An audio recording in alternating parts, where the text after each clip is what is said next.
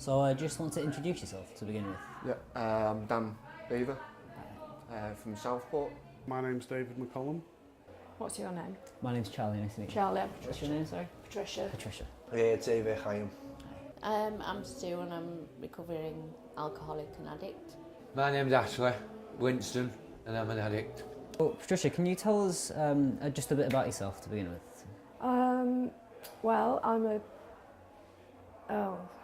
it's difficult, I've never done one of these before.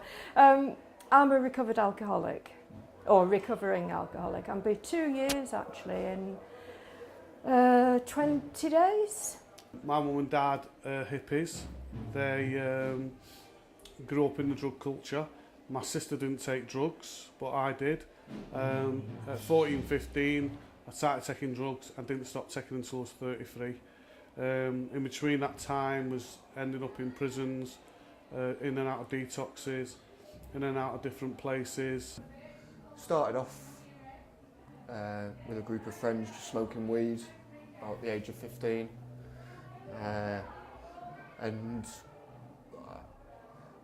because I've done rehab treatment now and I'm aware that I used to do it just to fit in basically. I never really had a crowd where I wasn't good at sports.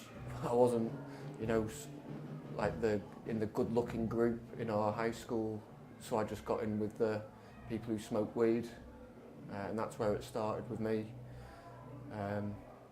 Got introduced into ecstasy, so then I was taking ecstasy as well, then speed, and then cocaine, which was my addiction. It started at the age of 14, sniffing gas and glue, which led progressively. I lost my granddad at the age of 14, which led me to using heroin and crack, and I've been using that since the age of 14. And those 2 years till I went into recovery were just hell. From 2008 to 2010, I had about 40 A&E admissions. I was beyond mortal help at that time. Also, I ended up losing limbs. I lost my toes through injecting and got gangrene. And then cut the toes off. It didn't go away. They cut the leg off.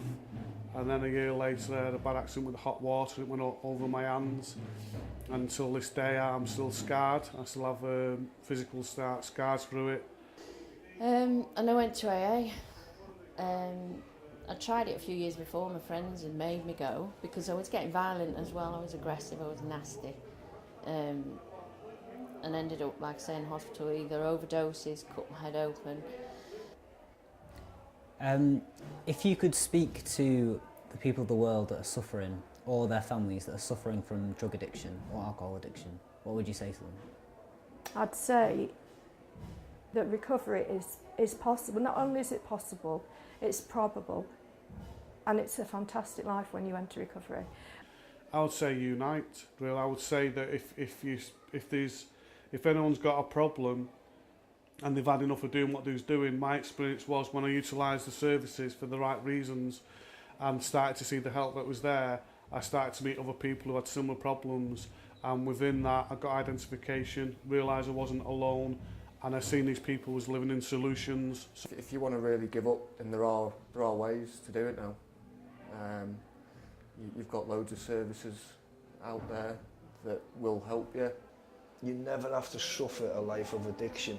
You don't have to accept addiction as a way of life anymore, that recovery is possible. I'd say get help. I mean, I'd say AA, abstinence.